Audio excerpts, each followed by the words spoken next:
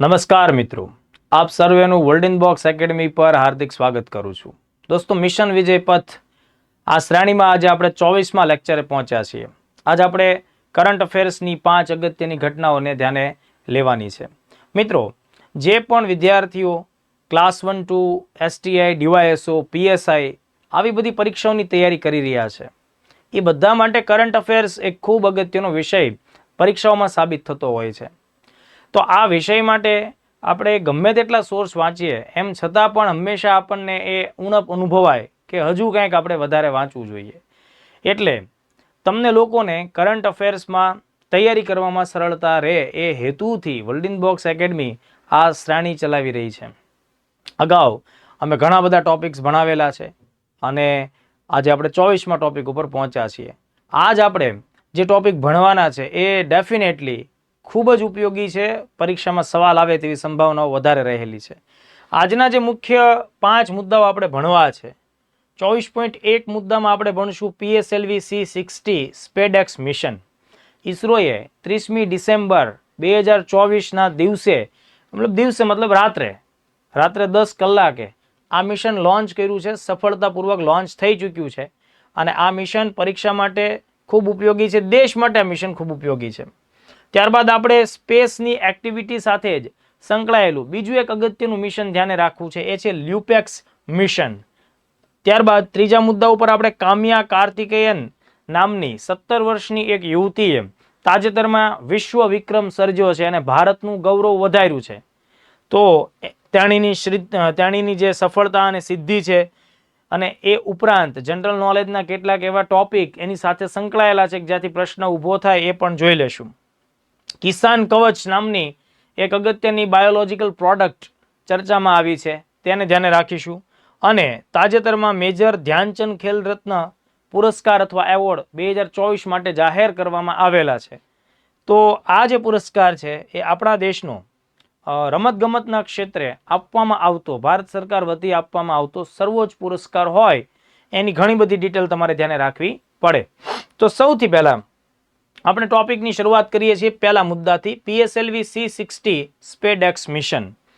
મિત્રો, Indian Space Research organisation એટલે કે ઈસરો નામની સંસ્થા અત્યારના સમયે ઈસરોની એક્ટિવિટી વગર કોઈ મહિનાનું કરંટ અફેર્સ બાકી રહેતું નથી. કારણ કે ઈસરો ખૂબ જ અગત્યના વિવિધ પ્રકારના અભિયાનો ઉપર કાર્યરત થયું છે અને એ હેતુથી ઈસરોની એક્ટિવિટી પરીક્ષાઓમાં ખાસ પૂછાય છે. જેમ કે તમને STI પ્રિલિમ્સ પરીક્ષામાં ગગન સિસ્ટમ પરીક્ષામાં પૂછવામાં આવી. આ ઉપરાંત પ્રોબા 3 મિશન એ પણ પૂછવામાં આવ્યું. તો આ બધા અને વિક્રમ સારાભાઈ ઉપર પણ સવાલ આવ્યો. એટલે 3 ક્વેશ્ચન ઈસરોની એક્ટિવિટી સાથે સંકળાયેલી બાબતોમાંથી આપણને જોવા મળ્યો. સેમ યર આવનારી પરીક્ષામાં આપણને સ્પેડેક્સ મિશન ઉપર સવાલ આવી શકે. તો સ્પેડેક્સ મિશન છે મિત્રો, 2 ઉપગ્રહોને અવકાશમાં મોકલી અને અવકાશમાં અલગ અલગ ગતિ સાથે એ બંનેનું જોડાણ થાય એકબીજા સાથે. બંને જોડાણ કર્યા પછી એકબીજાથી જુદા થાય. તો આ પ્રકારના ટેકનોલોજીના પ્રદર્શન માટેનું આ મિશન છે, જેને ટૂંકમાં સ્પેડેક્સ કહેવાય. એનું પૂરું નામ જોઈએ મિત્રો, તો પૂરું નામ આપણને જોવા મળે છે સ્પેસ ડોકિંગ એક્સપેરિમેન્ટ. ડોકિંગ એટલે કે ગતિશીલ વસ્તુ બંને અરસપરસ જોડાય છે આધુનિક સેન્સર્સની મદદથી. તો આ પ્રકારની પ્રક્રિયા માટે આપણે ડોકિંગ શબ્દ વાપરીએ છીએ. આ ડોકિંગ ક્યાં થવાનું છે? સ્પેસમાં થવાનું છે. અને આ પ્રકારના આ પ્રયોગનો આ પહેલો પ્રયત્ન છે ભારત વતી. બરાબર, તો ભારત સરકારનો આ પહેલો આવો પ્રયત્ન છે સ્પેસ ડોકિંગ એક્સપેરિમેન્ટ સ્પેડેક્સ. આગળ હું તમને એની ઇમેજ બતાવીશ, આઈડિયા થોડો વધારે ક્લિયર થશે. તો કેટલાક સ્ટેટિક ફેક્ટ આપણે પહેલા ચેક કરીએ. પૂરું નામ પૂછાય તો આપણને આવડવું જોઈએ. સ્પેડેક્સ મિશન કોણ ચલાવશે? તો કે ઈસરો. સ્વાભાવિક છે, ભારતની અવકાશ માટે કામ કરતી નેશનલ લેવલની એજન્સી છે Indian Space Research Organisation ISRO. તેણે ક્યારે આ મિશન લોન્ચ કર્યું? 30મી ડિસેમ્બર 2024ની રાત્રે 10 કલાક અને 15 સેકન્ડે આ મિશન લોન્ચ કરવામાં આવ્યું. બરાબર, કોના વડે? પ્રમોચનયાન અથવા તો લોન્ચર. બરાબર, સેટેલાઇટ લોન્ચ વ્હીકલ જે વાપરવામાં આવ્યું એ કયું હતું? PSLV C60. PSLV C60 polar satellite launch vehicle C60. C60 એનો ફ્લાઇટ કોડ છે. બરાબર, તો આ પણ પરીક્ષામાં પૂછી શકાય કે ભાઈ સ્પેડેક્સ મિશન એ કયા પ્રકારના લોન્ચર વડે લોન્ચ કરવામાં આવ્યું. લોન્ચરનું કામ શું હોય મિત્રો? તો કે ઉપગ્રહને પૃથ્વીની સપાટી ઉપરથી એટલે કે પૃથ્વીના વાતાવરણમાંથી ઊંચકવો, પૃથ્વીના ગ્રેવિટી અને વાતાવરણનો સામનો કરતા તેને ચોક્કસ ગંતવ્ય ડેસ્ટિનેશન એટલે કે ચોક્કસ ઊંચાઈ સુધી લઈ જવો. આ કામ હોય છે રોકેટનું. રોકેટ આપણે સામાન્ય ભાષામાં બોલતા હોઈએ, ટેકનિકલ ભાષામાં લોન્ચર કહી શકાય, સેટેલાઇટ લોન્ચ વ્હીકલ આવું પણ પ્રોપર શબ્દ આપણે વાપરી શકીએ. તો અહીંયા જે લોન્ચર વપરાણું છે PSLV C-60, આને તમે બિલકુલ પણ ભૂલતા નહીં, યાદ રાખજો. પ્રમોશન આ થઈ ચૂક્યું છે અને એ સફળ થયું છે. મતલબ કે આ આખા મિશનમાં ટોટલ 2 સેટેલાઇટને, જે મુખ્ય સેટેલાઇટ છે એ 2ને લોન્ચ કરવામાં આવ્યા અને આ સફળતાપૂર્વક પાર પડ્યું છે. હવે જુઓ દોસ્તો, લોન્ચિંગનું સ્થળ કયું? લોન્ચિંગનું સ્થળ દક્ષિણ ભારતમાં આંધ્રપ્રદેશ રાજ્ય, જે બંગાળની ખાડી સાથે પોતાની સરહદ ધરાવે છે, ક્ષેત્ર ધરાવે છે. તો બંગાળની ખાડીમાં એક અગત્યનો આઇલેન્ડ આવેલો છે જેનું નામ છે શ્રી હરિકોટા આઇલેન્ડ. આ શ્રી હરિકોટા આઇલેન્ડ આંધ્રપ્રદેશ સરકારની માલિકી હેઠળ ગણાય, એટલે કે તેના ઉપર આધિપત્ય, બરાબર, આધિપત્ય અધિકાર કોનો છે? આંધ્રપ્રદેશ સરકારનો, એટલે કે ભારત સરકાર જ થશે. તો આંધ્રપ્રદેશ અને બંગાળની ખાડીની વચ્ચેનો વિસ્તાર, બરાબર, ત્યાં શ્રી હરિકોટા આઇલેન્ડ છે. આ શ્રી હરિકોટા આઇલેન્ડ છે ને મિત્રો, એ એક પ્રકારનો બેરિયર ટાઈપનો આઇલેન્ડ છે જે પુલિકટ સરોવરને બંગાળની ખાડીથી જુદું કરે છે. તો પુલિકટ સરોવર ક્યાં આવશે? આંધ્રપ્રદેશમાં આવશે, બરાબર. આંધ્રપ્રદેશમાં પુલિકટ સરોવર અને બંગાળની ખાડીને જુદો કરતો આઇલેન્ડ છે, અલગ કરતો આઇલેન્ડ છે, એ કયો છે? તો એ શ્રી હરિકોટા આઇલેન્ડ છે. હવે આ આઇલેન્ડ ઉપર ઈસરોનું એક અગત્યનું કેન્દ્ર કે જે ઉપગ્રહને લોન્ચ કરવા માટેનું એક અગત્યની સાઇટ તરીકે ઉપયોગમાં આવે છે, જ્યાં આપણે બધા ઉપગ્રહોને ત્યાંથી લોન્ચ કરીએ છીએ. એટલે આપણી લોન્ચિંગ સાઇટ છે, બરાબર. તેને આપણે નામ આપીએ છીએ સતીશ ધવન સ્પેસ સેન્ટર. તો સતીશ ધવન સ્પેસ સેન્ટર શ્રી હરિકોટા ખાતે આવેલું છે. એ બધી વિગત મેં અહીંયા લખેલી છે. હવે આ સતીશ ધવન સ્પેસ સેન્ટર ઉપરથી આ સ્પેડેક્સ મિશન લોન્ચ થયું. એ શ્રી હરિકોટા ઉપરથી લોન્ચ થયેલું 99 નંબરનું મિશન છે. 99 મિશન થયા ટોટલ. આગામી સમયમાં જે મિશન શ્રી હરિકોટા ઉપરથી લોન્ચ થશે એ 100મું મિશન રહેશે. હવે આપણે થોડીક આ જે પ્રયોગ છે એના વિશે વાત કરીએ. તો સ્પેડેક્સ પૂરું નામ ફરીથી કહું છું, સ્પેસ ડોકિંગ એક્સપેરિમેન્ટ. 2 ઉપગ્રહો છે મિત્રો, 2 ઉપગ્રહો કે જેમના સરેરાશ વજન 220 કિલોગ્રામ છે, 220 કિલોગ્રામ છે, અને તેમને PSLV C-60 ની મદદથી પૃથ્વીના વાતાવરણમાં આશરે 470 કિલોમીટરની ઊંચાઈ ઉપર સ્થાપિત કરવામાં આવેલા છે. તો આ 470 કિલોમીટરની ઊંચાઈ છે મિત્રો, એટલે આપણે એમ કહી શકીએ ને કે આ નિમ્ન ભૂકક્ષામાં, બરાબર, નિમ્ન ભૂકક્ષામાં આ 2 સેટેલાઇટને સ્થાપિત કર્યા, લો અર્થ ઓર્બિટ. આ જે 2 સેટેલાઇટ છે એના ટેકનિકલ કોડ નેમ શું છે? SDX-01 અને SDX-02. એમાં 01 છે ચેઝર છે, 02 ટાર્ગેટ છે. ટાર્ગેટ એટલે આ આગળનો સેટેલાઇટ, બરાબર, અને આ ચેઝર સેટેલાઇટ જે એનો પીછો કરશે. એટલે PSLV C-60 એ આ બંને સેટેલાઇટને ઊંચકીને પહેલા આને લોન્ચ કર્યો અને પછી આને લોન્ચ કર્યું. હવે શું થશે? આ ટાર્ગેટની પાછળ આ ચેઝર પોતાની સ્પીડ પોતાના સેન્સર્સની મદદથી વધારતો જશે અને એક સમયે આ બંને નિયત નક્કી કરેલા સમયે નક્કી કરેલા સ્થાન ઉપર બંને એકબીજાને મુલાકાત કરશે, એટલે કે બંને મળશે. પછી આ બંનેના સેન્સર એકબીજાની અંદર જોડાઈ જશે, એટલે બંનેનું ડોકિંગ થશે. ડોકિંગ થયા બાદ અમુક સમય પછી બંને વિખૂટા પણ પડશે. તો તમને એક પ્રશ્ન થાય કે આ પ્રકારના ધંધા હું કામ કરવાના? એમ કે ભાઈ ઉપગ્રહોને ઉપર લઈ જવાના અને અલગ અલગ જગ્યાએ ઊભા રાખવાના અને પછી એકબીજાની પાછળ પડાવડાવવાના અને એકબીજાને ભેગા કરાવવાના, પાછા જુદા કરાવવાના. આ ડોકિંગ એક્સપેરિમેન્ટ મિત્રો એ કોઈ પણ મોટા અવકાશ અભિયાનો માટે અનિવાર્ય છે. એટલે કે અવકાશમાં તમે કોઈ પણ મોટી વસ્તુને લઈ જાઓ છો તો એને નાના નાના ટુકડાઓ સ્વરૂપે તમારે લઈ જવું પડે, કારણ કે આપણી પાસે એવા હેવી રોકેટ્સ નથી હોતા કે હજારો ટન વજન ધરાવતી વસ્તુઓને કે સેંકડો ટન વજન ધરાવતી વસ્તુઓને એક સાથે આપણે અહીંથી ઊંચકી શકતા નથી. એ કામ ઘણું બધું કોમ્પ્લેક્સ થઈ જાય છે, ઘણું રિસ્કી પણ થાય અને તેમાં અકસ્માતના ચાન્સ વધી પણ જાય. એટલે શું કરવામાં આવે, સ્પેસમાં નાના નાના ટુકડાઓને લઈ જવામાં આવે અને નાના નાના ટુકડાઓને એકબીજા સાથે જોડવામાં આવે એટલે કે ડોક કરવામાં આવે. તો જો ભારત ભવિષ્યમાં મોટા અભિયાનો વિચારતું હોય તો તેને ડોકિંગનું કામ શીખી જવું પડે. એટલા માટેનો આ પ્રયોગ આપણને જોવા મળ્યો. તો હવે જુઓ મિત્રો, આની જે બેઝિક બાબત છે એ બધી મેં તમને કીધી. ચેઝર ટાર્ગેટ, એના વજન, આશરે ઊંચાઈ કેટલી, એ ઊંચાઈ ઉપર આ બધા ઉપગ્રહો જે ઉડતા હશે, પૃથ્વીની આસપાસ પરિક્રમણ કરતા હશે, એનો વેગ કેટલો હશે, 28,800 કિલોમીટર પ્રતિ કલાક. એટલી ઝડપ સાથે એને એકબીજાની સાથે જોડાવાનું છે, એકબીજાથી પાછું જુદું પણ થવાનું છે. માની લઈએ કે ભારતનો આ પ્રયોગ સફળ થાય છે તો એનાથી ભારત વિશ્વમાં અવકાશમાં ડોકિંગ કરવાની સફળતા પ્રાપ્ત કરનારો રશિયા, અમેરિકા અને ચીન બાદ ચોથા નંબરનો દેશ બનશે. તો આ ચોથો ક્રમ છે એ પ્રિલિમ્સ માટે ઉપયોગી છે મિત્રો. પ્રિલિમ્સમાં આવા સવાલો પૂછાય છે.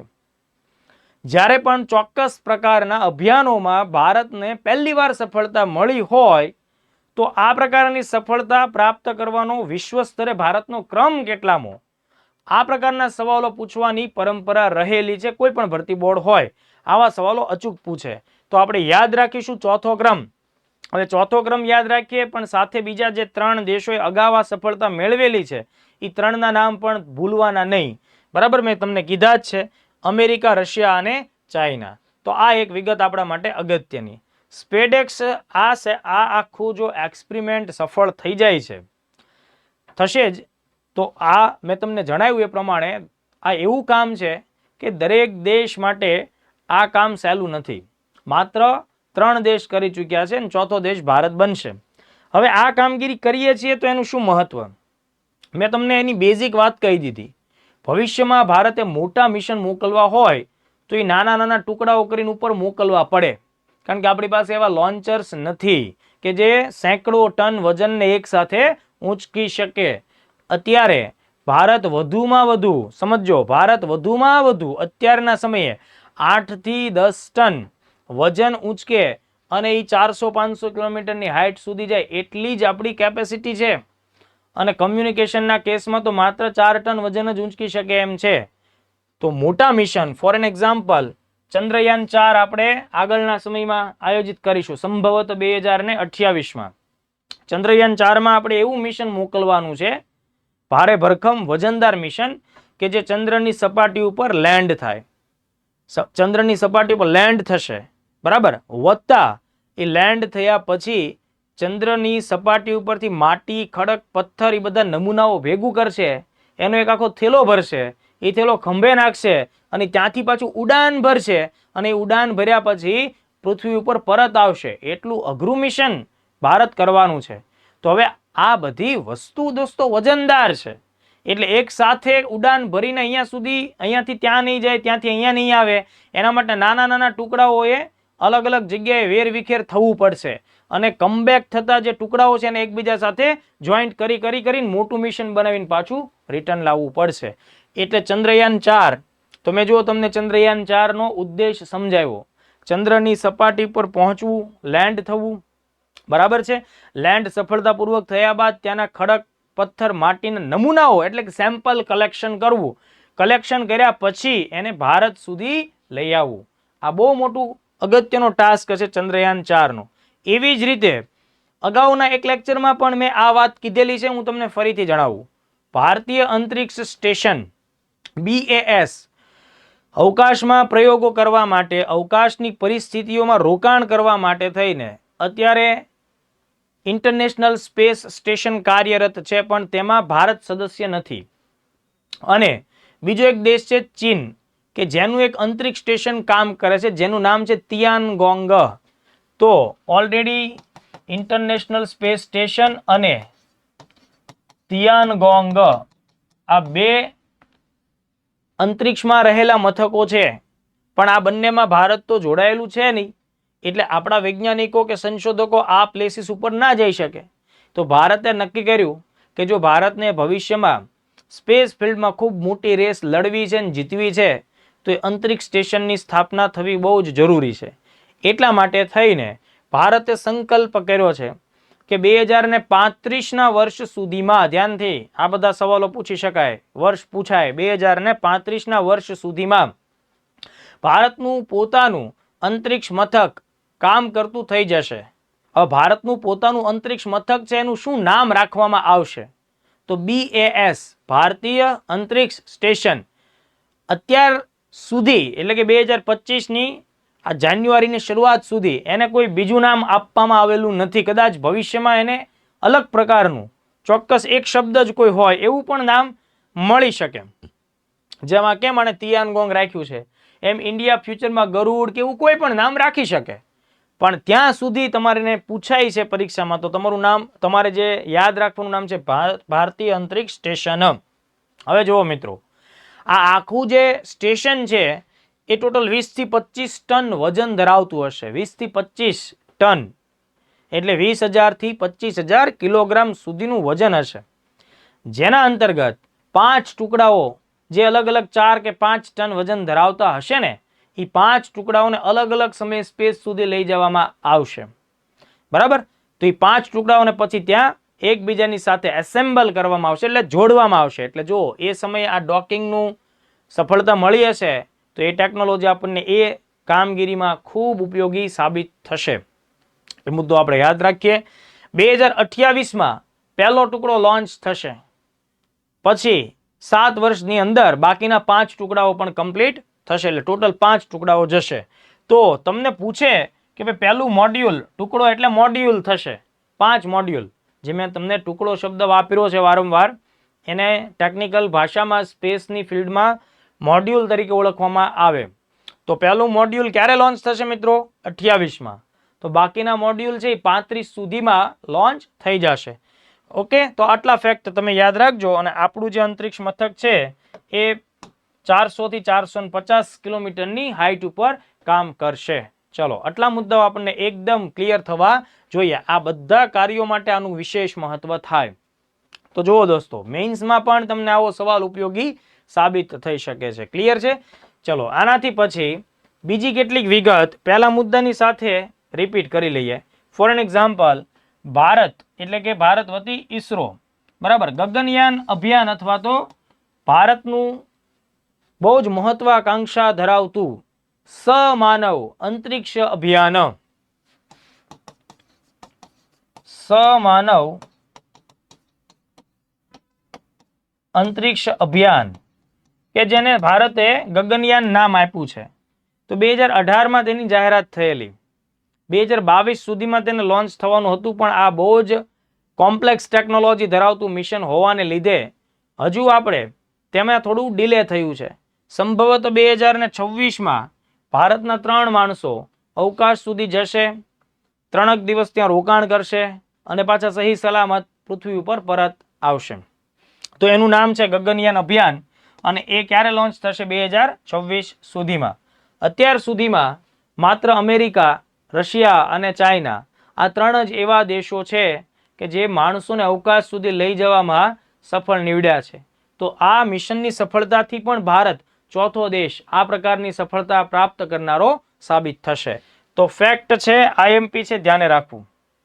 બીજું, 2028માં ઓલરેડી BAS ની સ્થાપનાની શરૂઆત થશે, એ આપણે સમજી ચૂક્યા છીએ. બીજું એક મિશન પણ છે જે 2028માં લોન્ચ થશે. સૂર્યમંડળમાં બુધ પછી સેકન્ડ ક્રમ ઉપર આપણે જેને અભ્યાસમાં લેતા હોઈએ ગ્રહ છે શુક્ર. સૌથી તેજસ્વી અને સૌથી ગરમ ગ્રહ જો કોઈ હોય તો એ છે શુક્ર એટલે કે વિનસ. તમે જાણો છો શુક્રને પણ કોઈ ઉપગ્રહ નથી બુધની માફક.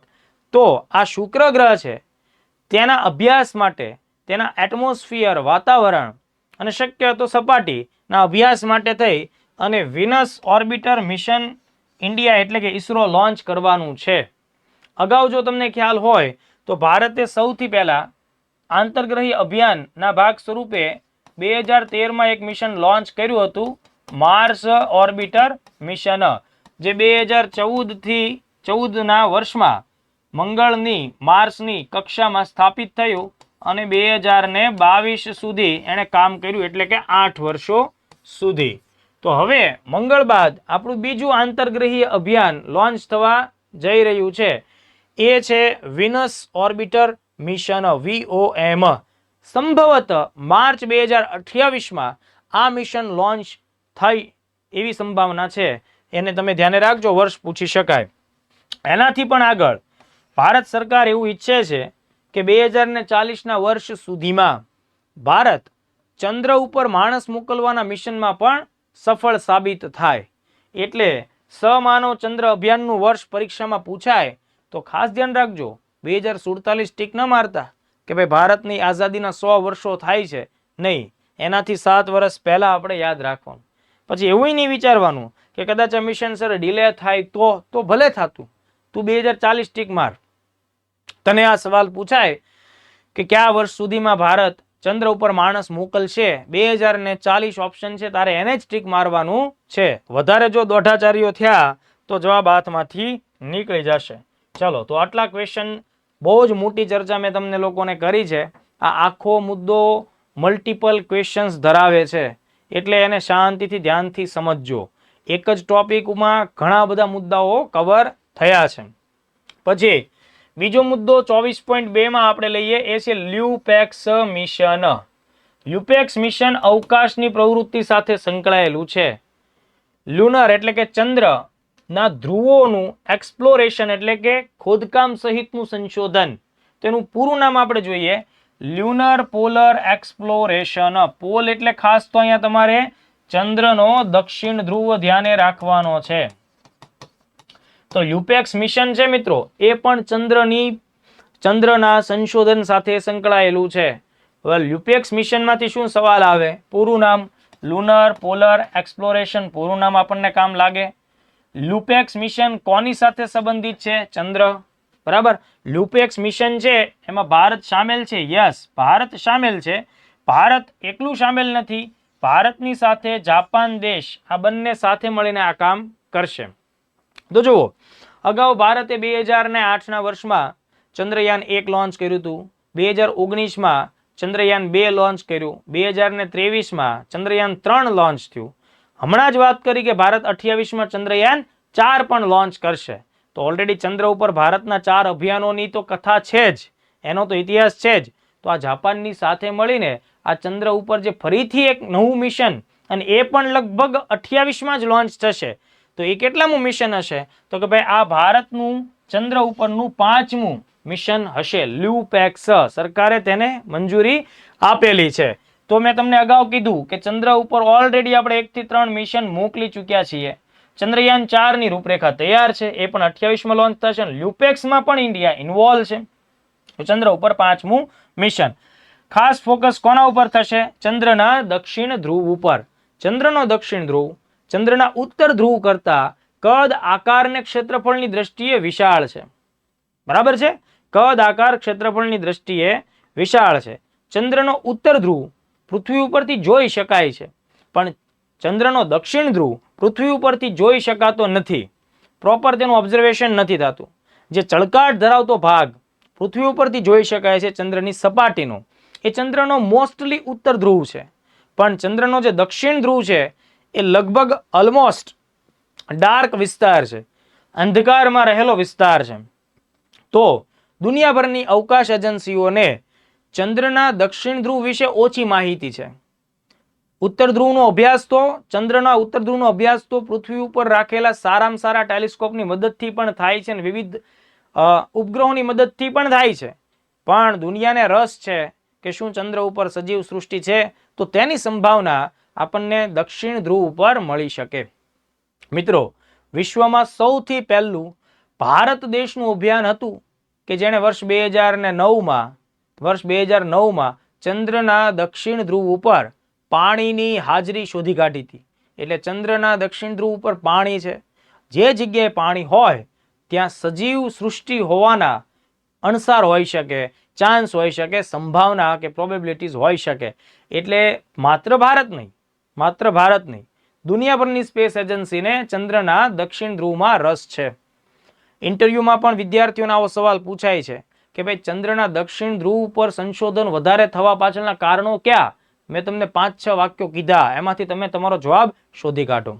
બરાબર. તો ભારતના અત્યાર સુધીમાં, હવે મારા શબ્દો ખાસ ધ્યાન રાખજો, ભારતે અત્યાર સુધીમાં જેટલા ચંદ્ર અભિયાનો મોકલ્યા છે, ફોર એન એક્ઝામ્પલ તમને ખાસ ખ્યાલ હશે 2008માં મોકલેલું ને 2009માં ચંદ્ર સુધી પહોંચ્યું હોય એટલે 2008-9નું મિશન ચંદ્રયાન 1 એ માત્ર ઓર્બિટર મિશન હતું, બરાબર.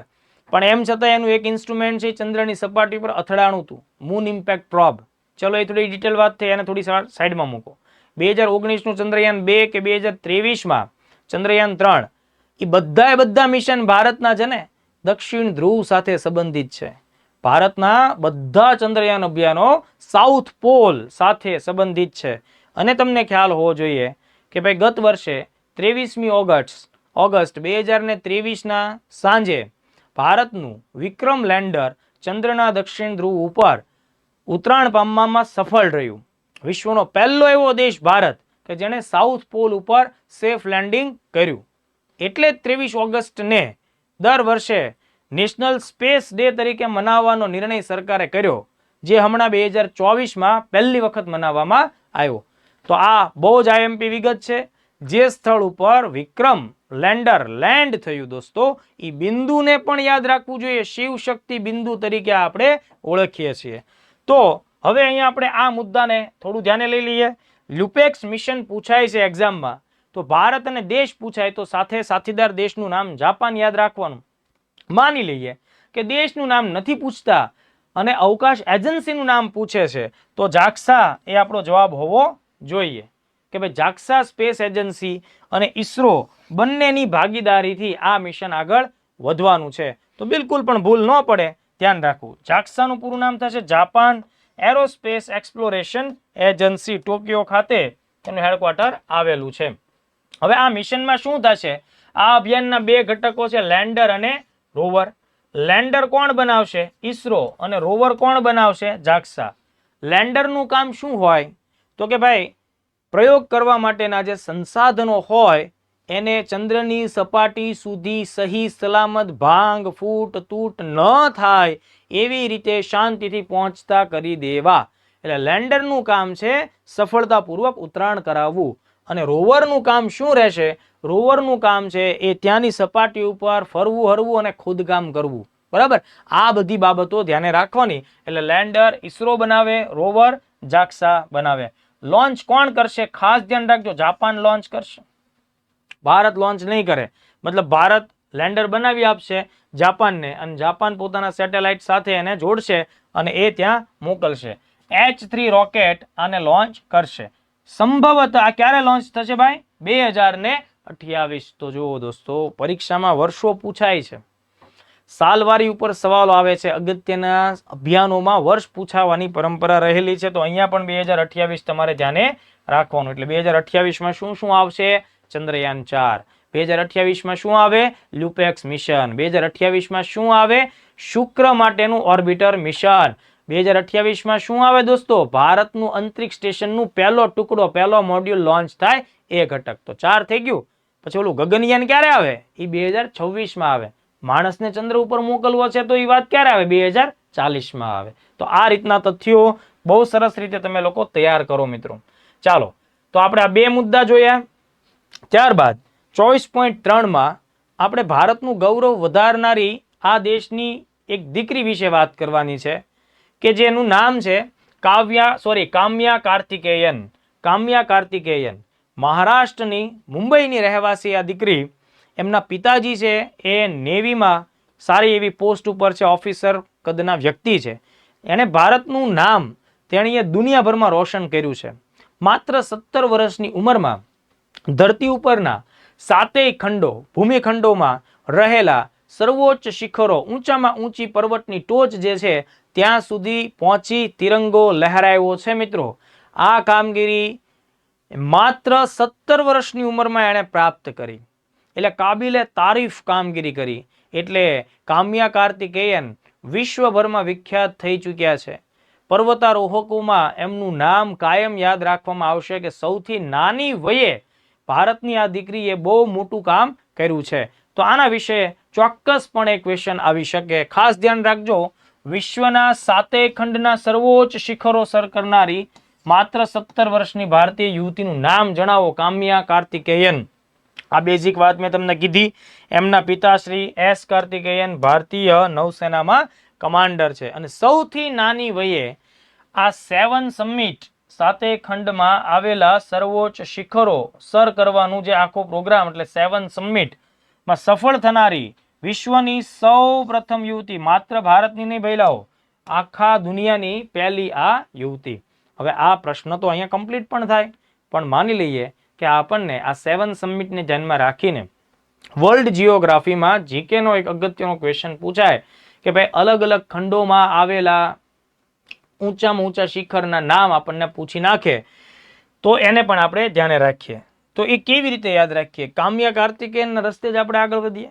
સૌથી પહેલા એને 2017માં આફ્રિકા ખંડમાં તંઝાનિયા દેશમાં આવેલો સૌથી ઊંચું શિખર જે વિષુવવૃત્ત પર આવેલો છે, માઉન્ટ કિલીમંજારો અથવા કિલીમાંજરો, તમે જે રીતેનું ઉચ્ચારણ કરો એ સર કર્યો હતો.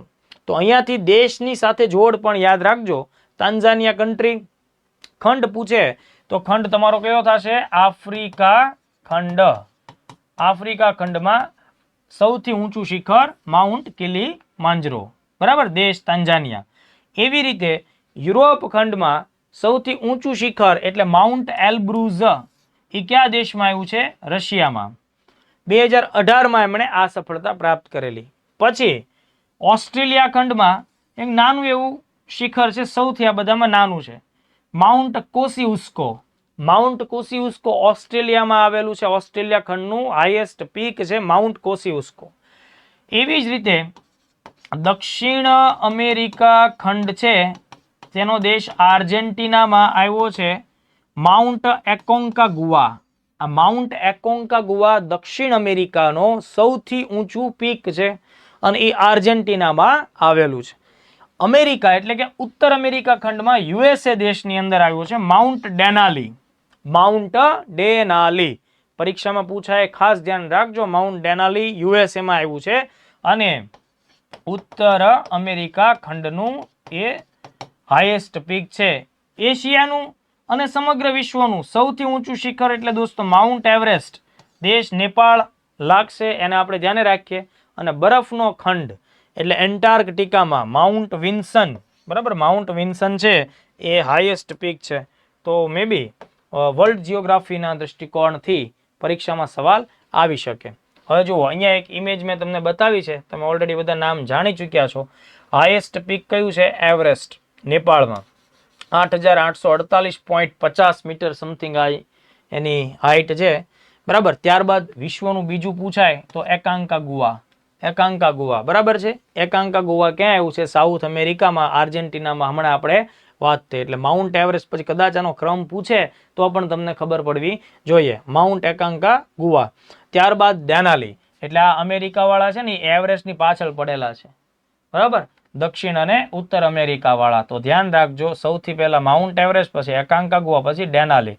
પછી આપણે આવી જઈએ આફ્રિકામાં, કિલીમંજારો 4થા નંબર ઉપર, યુરોપ વાળા 5મા નંબર ઉપર, મતલબ એલ્બ્રુઝ એની પછીનો ક્રમ, એન્ટાર્કટિકા વાળા છે એના પછી, અને સૌથી છેલ્લે મેં તમને કીધું કે ઓસ્ટ્રેલિયાનું જે છે કિસ્કોફ, તો એ જે છે એ સૌથી નાનું છે અને માઉન્ટ એવરેસ્ટ સૌથી ઊંચું. તો આ રીતનો ક્રમ તમે 5 વાર લખી નાખજો. મે બી એ વસ્તુ ઉપયોગમાં આવી શકે. માઉન્ટ એવરેસ્ટ પહેલા નંબર ઉપર, એકાંકાગુઆ લેટિન અમેરિકા કે દક્ષિણ અમેરિકા બીજા નંબર ઉપર, ત્રીજા નંબર ઉપર પાછું આપણે અમેરિકાને જ પકડીએ, ઉત્તર અમેરિકા ડેનાલી, ચોથાએ આફ્રિકા, કિલીમંજારો, 5માં યુરોપ વાળાને પકડીએ, એલ્બ્રુઝ રશિયા વાળું, અને એનાથી નીચે એન્ટાર્કટિકા વાળું લઈ લે, વિન્સનને, સૌથી છેલ્લે ઓસ્ટ્રેલિયા. તો આ રીતના ક્રમ તમને લોકોને ખ્યાલ રહેવા જોઈએ. ચાલો, 24.4માં એક અગત્યનો મુદ્દો ધ્યાને રાખીએ અને એ ખેડૂતો સાથે સંકળાયેલું છે. નામ છે કિસાન કવચ. કિસાન કવચ, બરાબર. આ શું છે? તો જો મિત્રો, અહીંયા આપણો એક ખેડૂત ભાઈ બતાવવામાં આવ્યો છે. આ ખેડૂત ભાઈ પોતાની ખેતીમાં ઘણી બધી વખત રાસાયણિક દવાઓ છાંટતા હોય. તો રાસાયણિક દવાઓ છાંટવી એ એક પ્રકારે ફરજિયાત બાબત થઈ ચૂકેલી છે, અનિવાર્ય છે. આ રાસાયણિક દવાઓ છાંટતી વખતે ઘણા બધા પ્રિકોશન્સ આપણે રાખવા જોઈએ, કારણ કે આપણું શરીર, બરાબર, આપણું શરીર આ આખી પ્રવૃત્તિમાં ઇન્વોલ્વ હોય છે અને સંપર્કમાં આવે છે. એટલે છંટાતી રાસાયણિક દવાઓ શ્વસનમાં, આંખમાં, એ બધામાં મતલબ ભળતી હોય તો આપણા શરીરનો હિસ્સો બને. એના લીધે આગળ જતા આપણને ઘણી બધી હાનિકારક બીમારીઓ થઈ શકે છે. તો ખેડૂતોએ રાસાયણિક દવાઓ છાંટતી વખતે આ પ્રકારનો જે પેસ્ટિસાઇડ્સ છાંટતા હોય બરાબર, તો એનો એક બોડી સૂટ પહેરવો જોઈએ. એનાથી એના શરીરને નુકસાની નહીં થાય, ફાયદો થશે, સ્વાસ્થ્ય જળવાશે, પર્યાવરણની જાળવણી પણ થશે. ધેટ્સ વાય આ જે એને જે પહેરેલો સૂટ છે એ પરીક્ષામાં પૂછી શકાય. એનું શું નામ છે? કિસાન કવચ. બરાબર, કિસાન કવચ. તો કિસાન કવચ છે શું? તો કે ભાઈ એન્ટી પેસ્ટિસાઇડ બોડી સૂટ, જંતુનાશક રાસાયણિક દવાઓના છંટકાવ દરમિયાન ઉપયોગમાં લેવા માટેનો બોડી સૂટ. આને ધોઈ શકાય છે, બરાબર છે, ફોલ્ડ કરી શકાય છે, વારંવાર ઉપયોગમાં લઈ શકાય છે. આની ડ્યુરેબિલિટી 1 વર્ષની છે. અત્યારે આ 4000 રૂપિયાની કિંમતે તૈયાર થઈ રહ્યો છે. પણ આ આખી એક પ્રકારની બાયોમેડિકલ પ્રોડક્ટ આપણે ગણવી જોઈએ. આ પ્રકારની બાયોમેડિકલ પ્રોડક્ટ હેલ્થ માટે બહુ જ ઉપયોગી કવચનું કામ કરશે. કોણે તૈયાર કર્યું? 2 સંસ્થાઓએ, 2 કંપનીઓએ સાથે મળીને તૈયાર કર્યું. બ્રિક ઇન્સ્ટેમ નામની બેંગ્લોરમાં આવેલી કંપની અને સેપિયો હેલ્થ પ્રાઇવેટ લિમિટેડ બંને સાથે મળીને તૈયાર કર્યું. મિત્રો, આ પ્રકારની પ્રોડક્ટ બાયોટેકનોલોજીના ફિલ્ડ સાથે સંકળાયેલી કહી શકાય. ભારત સરકાર ઈચ્છે છે કે ભાઈ આવી બાયો મેન્યુફેક્ચરિંગનું ઉત્પાદન દેશમાં ખૂબ વધતા માત્ર આપણા દેશમાં જ નહીં, વિદેશોમાં પણ આપણે સારા માત્રામાં એને એક્સપોર્ટ કરીએ. એટલે ગત વર્ષે સરકારે બાયો E3 પોલિસી ઘડી છે અને એવા તમામ બાયોમેડિકલ પ્રોડક્ટના ઉત્પાદકો હોય એને પ્રોત્સાહિત કરવા માટે સરકારે નક્કર પગલાઓની શરૂઆત કરી છે. મે બી તમને લોકોને બાયો E3 પોલિસી એક્ઝામમાં પૂછી શકાય. તો બાયો E3 પોલિસી 2024 છે. તો પહેલા એમાં તો શું પૂછી શકાય? બાયો E3 પોલિસીમાં જે E3 એટલે કે એનું પૂરું નામ આપણે ધ્યાન રાખવું પડશે. 3 શબ્દો છે: ઇકોનોમી, એન્વાયરમેન્ટ એન્ડ એમ્પ્લોયમેન્ટ. તો આ 3 શબ્દો પરીક્ષામાં પૂછી શકાય. બાયોટેકનોલોજી ફોર ઇકોનોમી, ઇકોનોમી એટલે આર્થિક બધી પ્રવૃત્તિઓ, અર્થતંત્ર. Economy, environment and employment. તો બાયોટેકનોલોજીના ફિલ્ડની જે ઇકોનોમી અત્યારે આપણા દેશમાં છે એ રાઉન્ડ અબાઉટ $130 બિલિયન સુધીની જોવા મળે, જેને સરકારનો ટાર્ગેટ છે 2030માં $300 બિલિયન પહોંચાડવી. તો આ બાબતને બિલકુલ પણ ભૂલતા નહીં દોસ્તો. 2030 સુધીમાં ભારતમાં બાયો મેન્યુફેક્ચરિંગ ઉત્પાદનનું મૂલ્ય એ બજાર ક્યાં સુધી લઈ જવાનું છે ભાઈ? $300 બિલિયન. કયા વર્ષ સુધીમાં? 2030. તો આ પણ પ્રિલિમ્સમાં મુદ્દો પૂછી શકાય. 2014માં જ્યારે પ્રાઇમ મિનિસ્ટર મોદી સાહેબ વડાપ્રધાન બને છે એ સમયે, એટલે કે આજથી 10 વર્ષ પહેલાની જો વાત કરીએ તો માત્ર એ બજાર $10 બિલિયન હતું. 10 વર્ષમાં એ 130 બિલિયન એટલે 13 ગણું વધ્યું. હવે શું થશે? હજી આને પણ આપણે ઘણું બધું વધારી દેવાનું છે આગામી માત્ર 5 વર્ષોની અંદર, 5-6 વર્ષમાં. તો આ બાયોટેકનોલોજી પોલિસી છે, તેનો ઉદ્દેશ ફોસ્ટરિંગ હાઈ પરફોર્મન્સ બાયો મેન્યુફેક્ચરિંગ, એટલે કે બાયો મેન્યુફેક્ચરિંગ ઉત્પાદન છે એમાં ખૂબ ઉચ્ચ કક્ષાનું ગુણવત્તાવાળી કામગીરી થાય એ બાબતને પોષણ આપવું. ચાલો આનાથી આપણે આગળ વધીએ. 24.5 આજના આપણા 24મા નંબરના ટોપિકનો છેલ્લો ટોપિક, પણ પરીક્ષા માટે ખૂબ ઉપયોગી છે. 24.5 ટોપિકનું નામ સમજી લો. મેજર ધ્યાનચંદ ખેલ રત્ન પુરસ્કાર 2024 ભારતમાં સ્પોર્ટ્સની એક્ટિવિટીમાં સરકાર દ્વારા આપવામાં આવતો હોય એવો સર્વોચ્ચ હાઈએસ્ટ એવોર્ડ કે પુરસ્કાર હોય તો એ છે મેજર ધ્યાનચંદ ખેલ રત્ન પુરસ્કાર. તમે લોકોએ મેજર ધ્યાનચંદનું નામ સાંભળ્યું હશે. મિત્રો, તેમનો જન્મ 29મી ઓગસ્ટ 1905ના દિવસે ઉત્તર પ્રદેશના પ્રયાગ ખાતે અથવા તો પ્રયાગરાજ ખાતે એમનો જન્મ થયેલો. અને એમના પિતાશ્રી છે એ અંગ્રેજોના સમયમાં આર્મીની અંદર સામેલ થયેલા હતા, આર્મીમાં સૈનિક હતા. અને એમને હોકીનો ખૂબ શોખ હતો. એટલે એમણે પોતાના 3 દીકરાઓને, એમના 3 સંતાનોને હોકીની કામગીરીમાં જોડ્યા. હોકી રમત એને વારસામાં મળી. એમના પિતાજી પણ ખૂબ સારી કક્ષાનું હોકી રમતા અને એ જ બધા વારસાઈ ગુણ આ બાળકને પણ મળ્યા. અને એમણે દુનિયાની અંદર હોકીના ક્ષેત્રમાં ભારતનું નામ રોશન કર્યું મિત્રો. અને પોતે હોકીના વિઝાર્ડ એટલે કે જાદુગર તરીકેની ખ્યાતિ પણ પ્રાપ્ત કરી. અને ભારત સરકારે 2022થી એમની જન્મ તારીખ એટલે કે 29મી ઓગસ્ટને નેશનલ સ્પોર્ટ્સ ડે પણ જાહેર કર્યો. તો મિત્રો, માત્ર આટલી વિગતો કાફી નથી. એનાથી પણ આગળ જઈને સરકારે આપણા દેશમાં આપવામાં આવતો સ્પોર્ટ્સના ફિલ્ડનો જે હાઈએસ્ટ ખેલ રત્ન પુરસ્કાર છે, જે પેલા રાજીવ ગાંધી ખેલ રત્ન પુરસ્કાર તરીકે ઓળખાતો, એનું નામ બદલ્યું 2021માં અને તેને હવેથી મેજર ધ્યાનચંદ ખેલ રત્ન પુરસ્કાર આવા નામથી પણ આપવામાં આવે છે. આ પુરસ્કાર કોને મળે? તો કે ભાઈ ભારતના કોઈ પણ sports person, sports man, sports વુમનને આ પુરસ્કાર મળી શકે છે. કેવી રીતે મળશે? તો કે ભાઈ છેલ્લા 4 વર્ષોમાં આંતરરાષ્ટ્રીય ઇવેન્ટ્સમાં જે તે વ્યક્તિનું પરફોર્મન્સ કેવું છે એના આધારે 12 સદસ્યોની કમિટી સાથે મળીને ચર્ચાઓ કરીને સિલેક્શન કમિટી એ આ પુરસ્કાર સરકારને, મતલબ આ નામની યાદી સરકારને સોંપે અને સરકારશ્રી એમાંથી યોગ્ય વ્યક્તિઓ જે એને લાગે છે એને આ પુરસ્કાર આપે છે. તો કહેવાનો ભાવાર્થ, આ પુરસ્કાર બહુ અગત્યનો છે, એક્ઝામ્સમાં ખાસ પૂછાશે, તો આપણે એના કેટલાક ફેક્ટ્સને ચકાસીએ. ખેલ રત્ન એવોર્ડ અથવા તો મેજર ધ્યાનચંદ્ર ખેલ રત્ન એવોર્ડ ભારતમાં રમત જગત ક્ષેત્રે આપવામાં આવતો હોય એવો સર્વોચ્ચ પુરસ્કાર છે. આ બાબત આપણે યાદ રાખીશું. કોણ આપે છે? ભારત સરકાર. ભારત સરકાર એટલે કોણ? તો કે ભારત સરકાર વતી કેન્દ્રીય યુવા બાબતો અને રમત મંત્રાલય છે એ આ પુરસ્કાર આપે. ચલો નેક્સ્ટ મુદ્દો, કે આ પુરસ્કાર ક્યારથી શરૂ થયો? 1991-92 થી. 1991-92 થી આ પુરસ્કાર આપવાની શરૂઆત થઈ અને ચેસમાં જેને વિશ્વમાં ભારતનું નામ રોશન કર્યું, વિશ્વનાથન આનંદ, બરાબર, તો એ પહેલા વ્યક્તિ હતા કે જેમને આ પુરસ્કાર આપવામાં આવ્યો. હવે જો બીજું શું ધ્યાન રાખવું જોઈએ, આ પુરસ્કારનું જૂનું નામ પરીક્ષામાં પૂછાવાના ચાન્સ ઓછા છે, પણ તમને ખ્યાલ હોવો જોઈએ કે એમને ભૂતકાળમાં રાજીવ ગાંધી ખેલ રત્ન પુરસ્કાર કહેવામાં આવતું, પણ સરકારે નામ બદલ્યું. કયા વર્ષે બદલ્યું ભાઈ? 2021માં. વિજેતાઓની પસંદગી કરવા માટે 12 સદસ્યોની કમિટી સરકાર રચે છે. હવે જુઓ, ધ્યાનમાં રાખવાના મુદ્દાઓ મેં તમને ઓલરેડી કહેલા છે કે ઉમેદવારની પસંદગી માટે કેટલા વર્ષ પ્રિલિમ્સમાં આ મુદ્દો વિધાનમાં આવી શકે. 4 વર્ષોના પરફોર્મન્સને ધ્યાનમાં રાખવામાં આવે. બની શકે કે તમને એક્ઝામમાં 5 વર્ષ પણ આપી દેવામાં આવે, 5 અથવા 3, કોઈ પણ. તમારે ધ્યાન રાખવાનું છે 4 વર્ષના પરફોર્મન્સને ધ્યાનમાં રાખવામાં આવે છે. એમાં એને શું શું ભાગ લીધો હોય? તો કે કાં તો એને ઓલિમ્પિકમાં મેડલ જીત્યા હોય, અથવા એને 4 વર્ષની અંદર પેરા ઓલિમ્પિકમાં મેડલ જીત્યા હોય, અથવા વર્લ્ડ ચેમ્પિયનશિપ કે વર્લ્ડ કપ જેવી રમતોમાં ભાગ લઈ પોતાની ટીમને અથવા પોતે એની અંદર નંબર 1 અથવા તો મેડલિસ્ટમાં સ્થાન ધરાવતા હોય. એશિયન રમતો, એશિયન ગેમ્સમાં અથવા કોમનવેલ્થ રમતો હોય, એ બધાના પ્રદર્શનોને ધ્યાનમાં રાખવામાં આવે છે.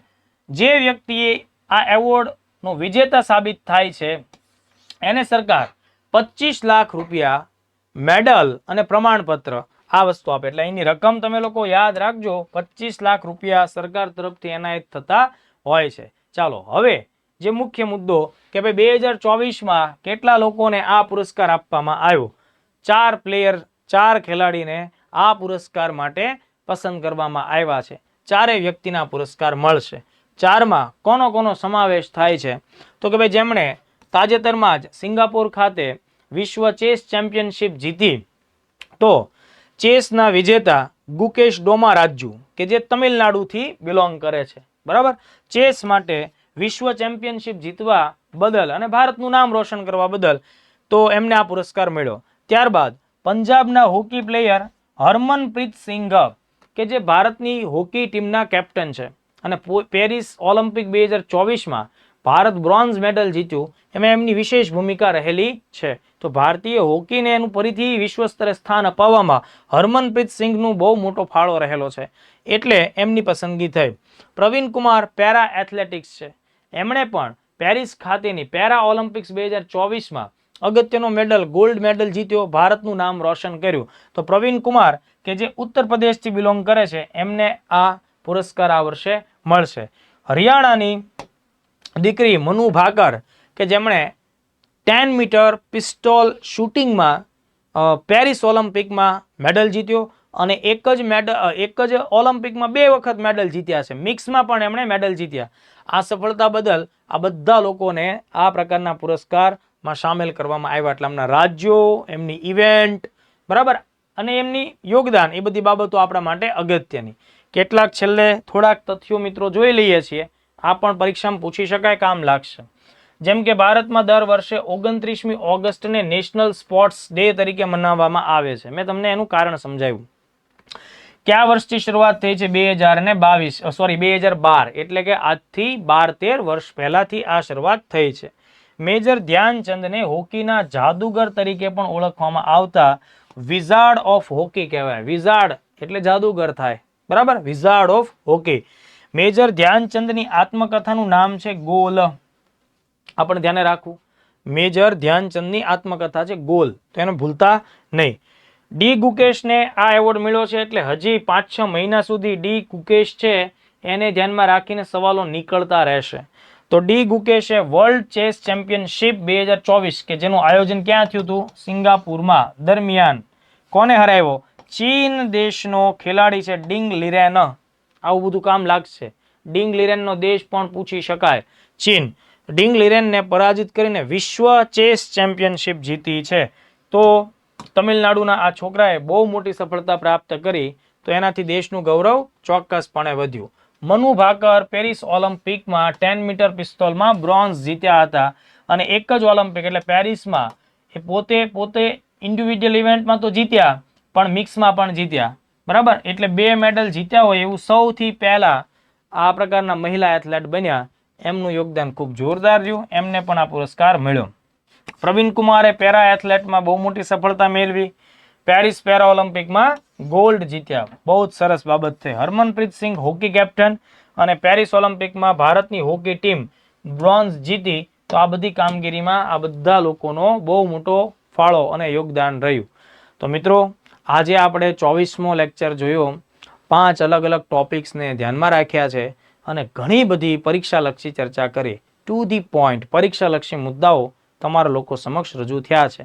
જો તમારો ગોલ 2025ની મિડ એપ્રિલમાં આવનારી જીપીએસસી ક્લાસ 1-2 છે જ, અથવા પીએસઆઈની પરીક્ષા છે કે અન્ય કોઈ અગત્યની પરીક્ષા જે 2025માં આવવાની છે અને તમે ખરેખર એમાં પાસ થવા માંગો છો, તો કરંટ અફેર્સમાં અમારી આ લેક્ચર સિરીઝને ચૂકતા નહીં. અહીંયા મેં જે કાંઈ સમજાવ્યું એ બધી વસ્તુની પીડીએફ અમારી ટેલિગ્રામ ચેનલ ઉપર અપલોડ કરી દેવામાં આવશે. દરેક લેક્ચર જોતા રહ્યો. તમને લેક્ચર્સ કેવો લાગે છે એ વિશે તમારા અભિપ્રાયો ચોક્કસપણે આપજો. એ ખૂબ વેલ્યુએબલ હોય છે અમારા લોકો માટે, તો એ પણ થોડી તસદી ચોક્કસપણે લેજો. તમારા મિત્રો સાથે આ લેક્ચરને શેર કરજો. Thank you very much.